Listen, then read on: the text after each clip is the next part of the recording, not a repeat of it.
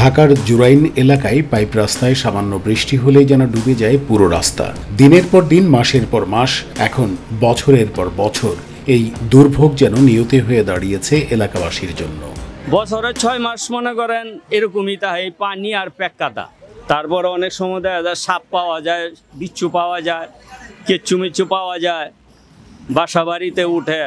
জুরাইনের pipe রাস্তায় নেই পয়ঃনিষ্কাশনের সুষ্ঠু ব্যবস্থা। সুয়ারেজ লাইন বন্ধ থাকায় বৃষ্টির পানি জমে থাকে দিনের পর দিন। এতে রাস্তা পরিণত হয় ডোবার মতো। এতে করে সবচেয়ে বেশি ভোগান্তিতে পড়েছেন স্কুল কলেজগামী শিক্ষার্থী, চাকরিজীবী, মসজিদগামী মানুষ এবং এলাকার ব্যবসায়ী সমাজ।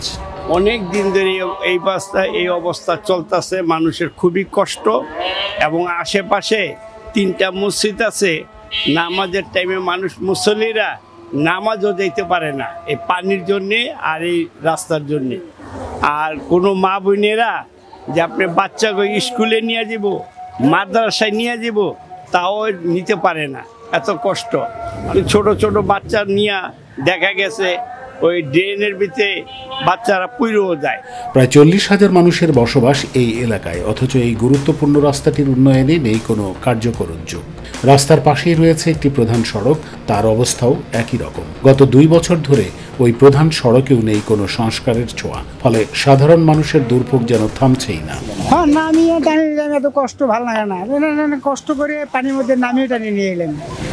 রাস্তা উঠলে তো কান্দন মারা যেমন চলে যায়, যে টানে নিয়ে আসা মানুষ টানে নিয়ে এসে কত কষ্ট পরিশ্রম, 2 বছর খাওয়ার লাগে, আসা লাগে জীবন বাঁচার জন্য। এখানে অনেক ঘাতা বুঝছেন, ওই গাড়ি পিছন দিকে জায়গা, ওই জন্য টাইনে উঠাইছে আর কি। আবার গাড়ি উল্টায় যায় অনেক সময় অনেক গাড়ি উল্টায় হয়ে যায়। কিন্তু টানা 2 দিনের বৃষ্টিতে পরিস্থিতি হয়েছে আরও ভয়াবহ। দুর্গন্ধযুক্ত ময়লা পানির কারণে এলাকায় বেড়েছে মশার উৎপাত, ফলে ডেঙ্গু ও অন্যান্য পানিবাহিত রোগে আক্রান্ত হওয়ার ঝুঁকিতে আছেন এলাকাবাসী। এই বাড়ি ঘরগুলা যারা ভাড়াটিয়া আছে, অনেক কষ্ট, অনেক কিছু। এই পানিতে, নোংরা পানিতে মশা মাছি, দুর্গন্ধ, খুব অসহায় আছে এখানকার মানুষ। চিকনগুনিয়া কই থেকে? এই নোংরা পানি থেকেই এই মশা উৎপাদক এখান থেকে হয়েছে। পাইপ রাস্তায় দিনের পর দিন জমে থাকা এই দুর্ভোগের চিত্র যেন এলাকাবাসীর নিত্য সঙ্গী।